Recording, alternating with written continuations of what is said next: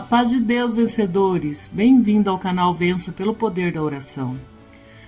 Eu me chamo Letícia, tenho 25 anos e sou missionária da Igreja Assembleia de Deus.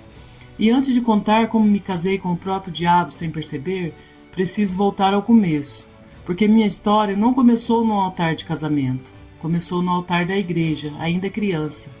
Eu cresci dentro da Assembleia de Deus. Meu pai era porteiro e minha mãe do círculo de oração. E eu era aquela menina que os irmãos diziam que brilhava diferente. Lembro de mim com 7 anos, sentada no segundo banco da direita, observando o pastor pregar. Eu não entendia tudo, mas entendia uma coisa: aquele lugar era casa para mim. Quando fiz 10 anos, comecei a orar escondida atrás da cortina da sala, antes de dormir. Minha mãe já me pegava de joelhos, segurando a Bíblia com as 2 mãos, pedindo: Deus, cuida da minha vida, eu quero que ela seja sua. Me lembro da primeira vez que senti a presença do Espírito Santo.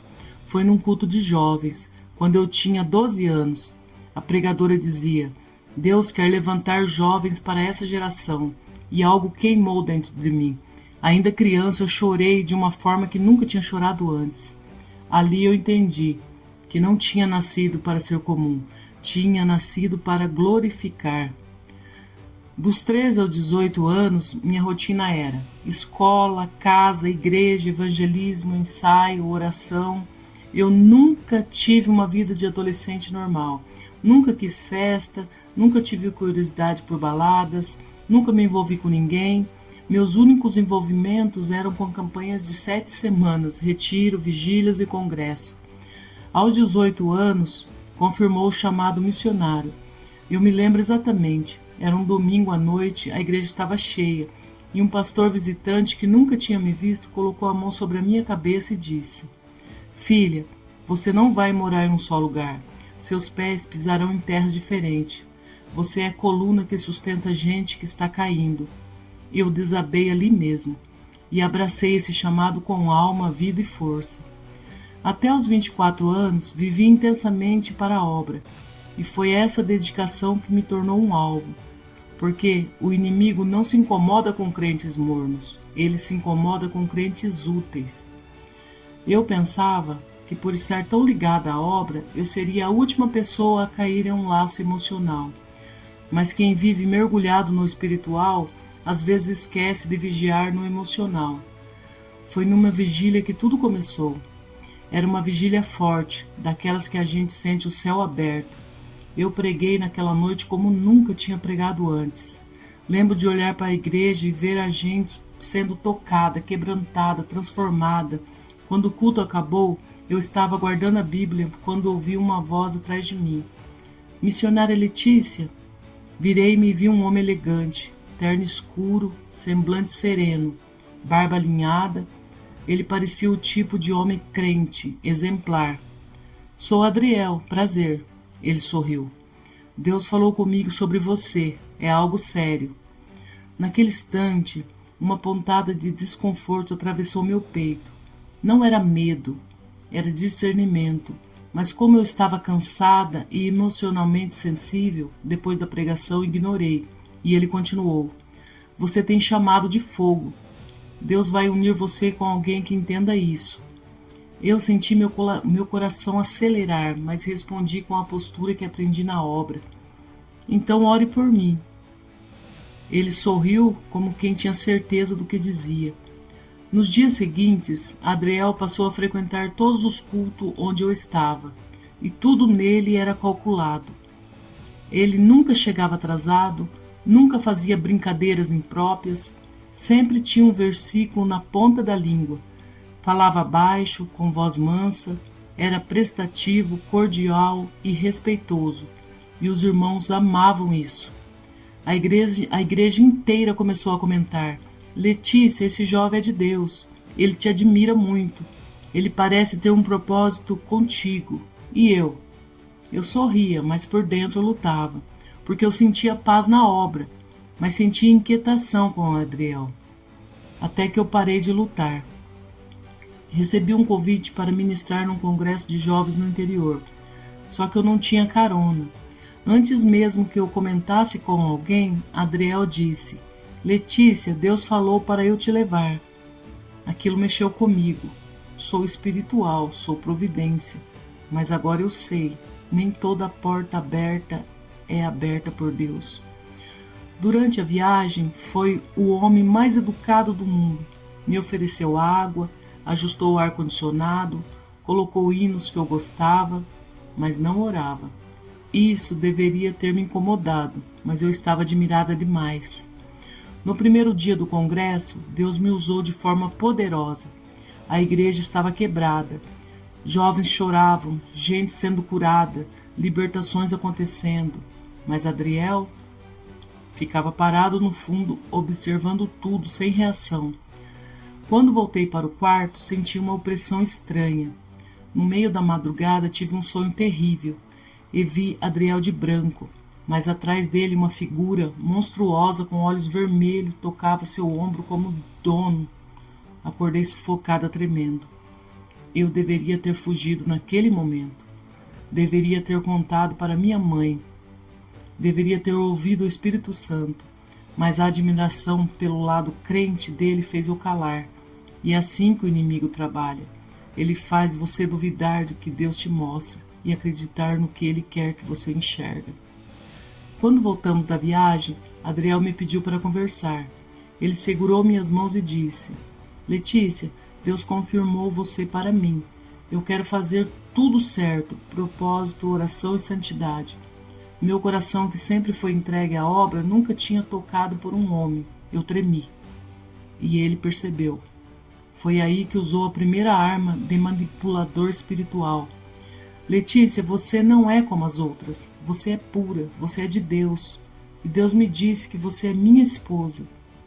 Eu deveria ter testado o espírito, mas eu estava emocionada. Nos dias seguintes, ele passou a mandar mensagens o tempo todo. Versículos, orações, áudio chorando, declarações de propósito, promessas espirituais. Ele nunca fez um elogio carnal, nunca tocou em mim de forma inapropriada, nunca passou dos limites. Foi isso que me derrubou, porque a estratégia dele não era conquistar meu corpo, era conquistar a minha alma. Adriel pediu permissão ao pastor para começarmos um relacionamento. O pastor, vendo a postura dele, aprovou. Minha mãe achou Adriel o sonho de qualquer crente. E eu?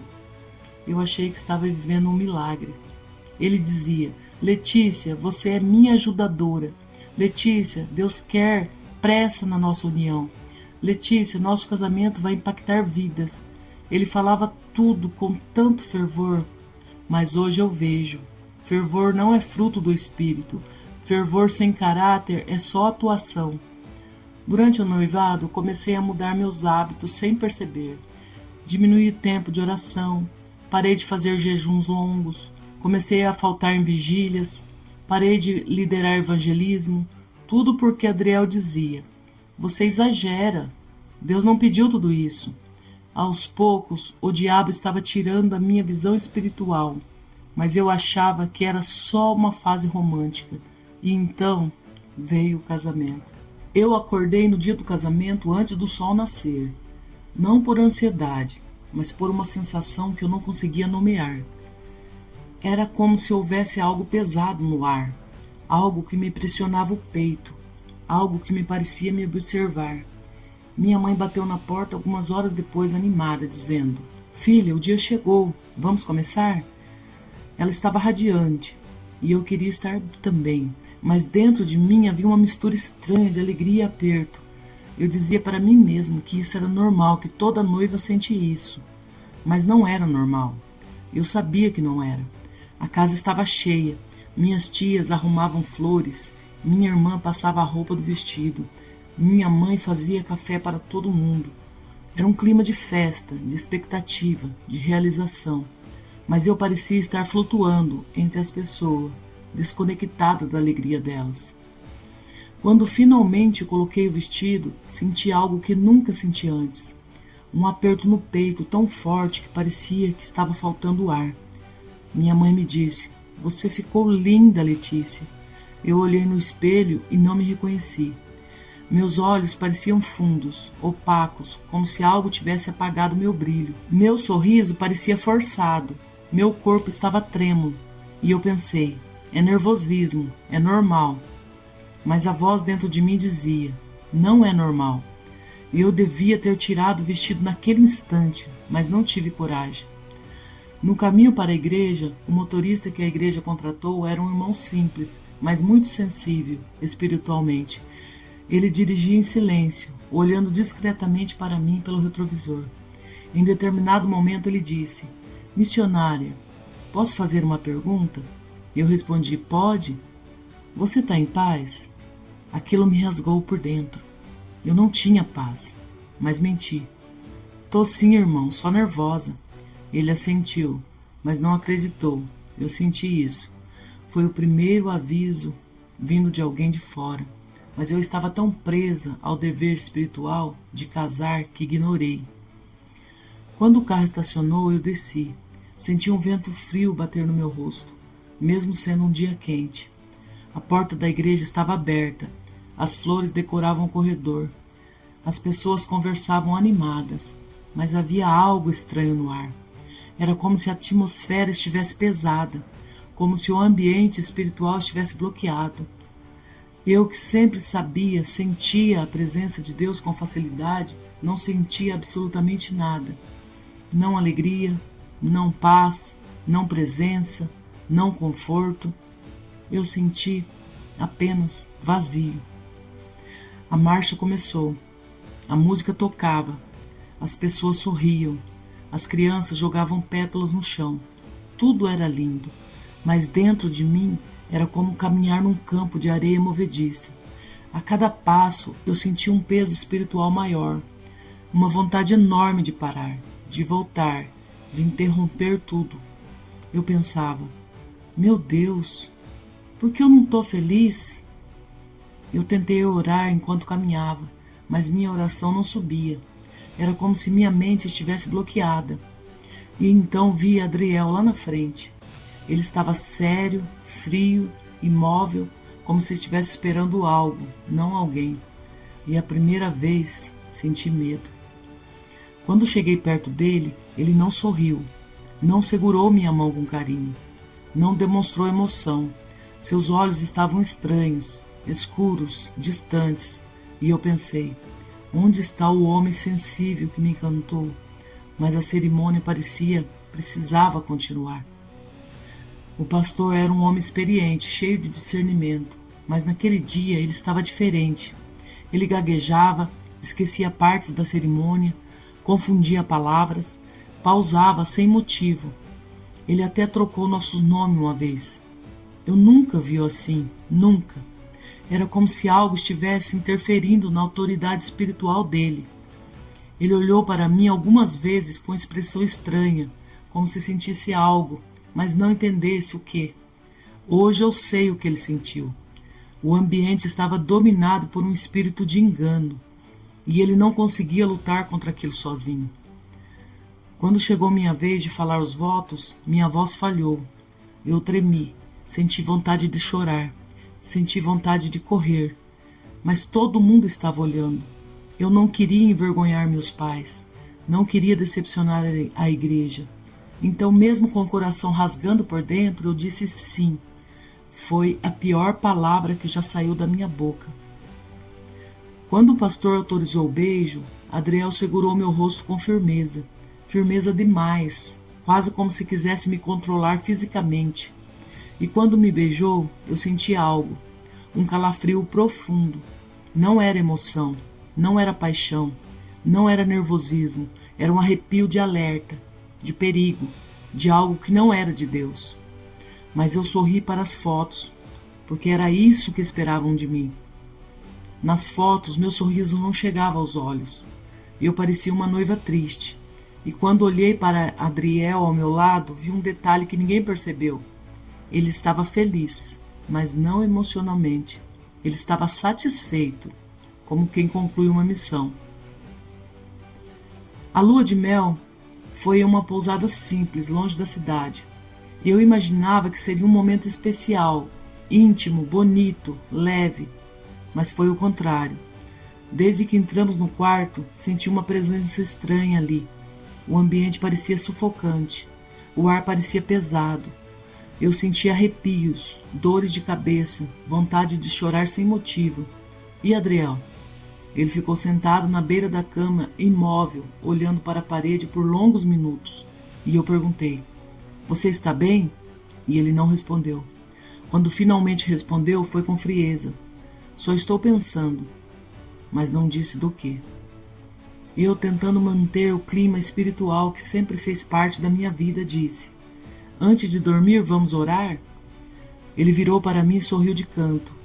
Não era um sorriso de carinho, era um sorriso irônico, e disse: "Letícia, chega de igreja por hoje, né?" Eu congelei.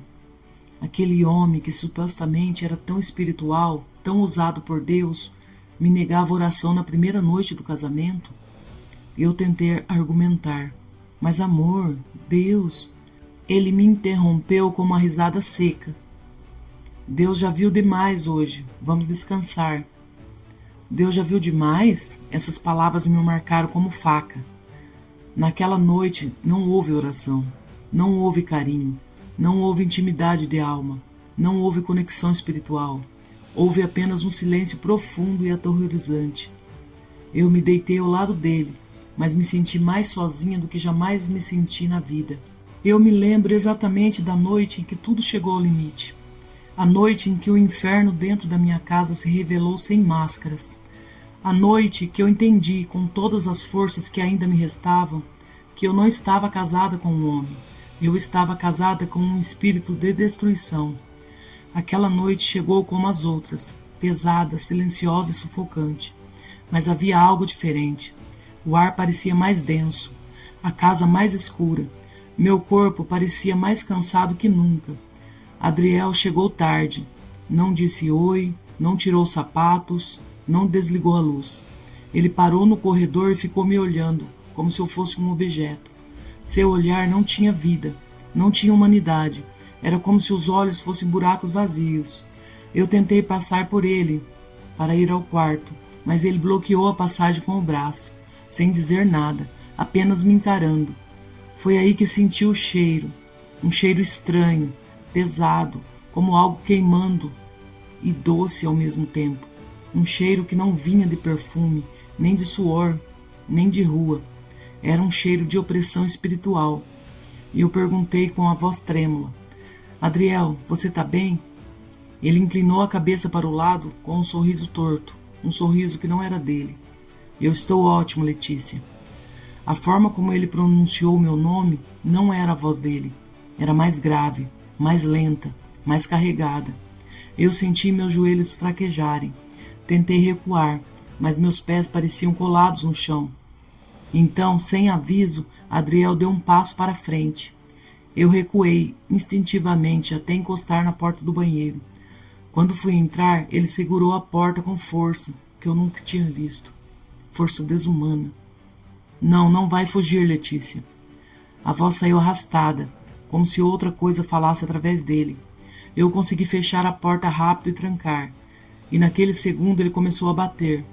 Mas não era bater, era como se ele arrombasse com o corpo inteiro. A porta estremecia, o trinco vibrava, a parede tremia. E ele gritava meu nome de um jeito que eu nunca vou esquecer. "Letícia! Abre essa porta!" Não era voz de homem. Era voz de ódio puro. Eu me joguei no chão do banheiro, tremendo, soluçando. Minhas mãos suavam. Meu corpo, meu coração parecia que ia explodir. E naquele momento eu entendi. Ou eu orava, ou eu morria. Eu me ajoelhei, me encolhi ao lado da pia e falei a oração mais desesperada da minha vida. "Deus, se o Senhor não entrar agora, eu não saio viva daqui. Me tira daqui agora, Senhor. Eu não tenho forças, eu não consigo lutar, me salve." Eu repeti isso chorando, clamando, gritando sem voz. E foi ali naquele banheiro frio, com o diabo batendo do lado de fora, que eu senti algo que não sentia havia muito tempo. A presença de Deus. Veio como vento, veio como calor, veio como uma mão sobre meus ombros, e eu ouvi dentro de mim, não nos ouvidos, mas na alma: levanta, abre essa porta, corre, eu estou contigo. Meu corpo, que minutos antes estava paralisado, se encheu de uma força sobrenatural. Eu abri a porta. Adriel estava lá, parado, imóvel, com o rosto inclinando e os olhos completamente pretos, sem parte branca, totalmente tomados. Ele sorriu, um sorriso que eu nunca vou esquecer, mas Deus me empurrou para dentro. Eu passei por ele. Quando tentei correr, ele avançou atrás de mim, mas algo o segurou. Ele tentou me alcançar, mas seus pés pareciam presos ao chão. Eu saí da casa correndo, com a única coisa que tive tempo de pegar, minha Bíblia. A rua estava escura, silenciosa, vazia. O vento gelado batia no meu rosto. Meus pés doíam, minhas pernas tremiam, mas eu corria como quem foge de um incêndio. Naquele momento eu sabia. Eu não corria de Adriel, eu corria do espírito que estava nele. Corri até a casa da minha mãe. Bati desesperada. Ela abriu a porta e, quando viu meu estado, descabelada, chorando, com o rosto pálido, colocou as mãos no meu rosto. Meu Deus, o que fizeram com você? Eu desabei nos braços dela. Minutos depois, o pastor e alguns irmãos chegaram. Eles não fizeram perguntas, eles não questionaram, eles sabiam, porque quando viram meu semblante e sentiram o ambiente espiritual ao meu redor, perceberam. Eu tinha acabado de escapar das garras do adversário. Fizeram um círculo de oração, eu no meio, minha mãe segurando minhas mãos, o pastor com uma mão na minha cabeça e outra levantada ao céu. E quando eles começaram a clamar, eu comecei a vomitar, a gritar, a chorar como nunca chorei. Era libertação, era quebra de laço, era rompimento de cadeia espiritual. O pastor declarava: espírito de engano, sai. Espírito de manipulação, sai. Espírito de opressão, solta a vida dela. A cada palavra era como um martelo destruindo as algemas que eu carregava havia meses. Foi longo, foi intenso, foi doloroso, mas quando terminou senti leveza. Respirei fundo, respirei de verdade, respirei como quem volta à vida depois de semana presa embaixo d'água. E naquele momento eu entendi, eu estava livre. Livre de Adriel, livre da manipulação, livre da opressão, livre do inferno. E o diabo? Mas nunca chegou perto de mim. Deus fechou aquela porta. Deus colocou um muro. Deus levantou o escudo. Deus me tomou pela mão. E hoje eu olho para trás e digo: eu sobrevivi porque Deus entrou no banheiro aquela noite. Eu fugi porque Deus abriu a porta. Eu fui liberta porque Deus lutou por mim.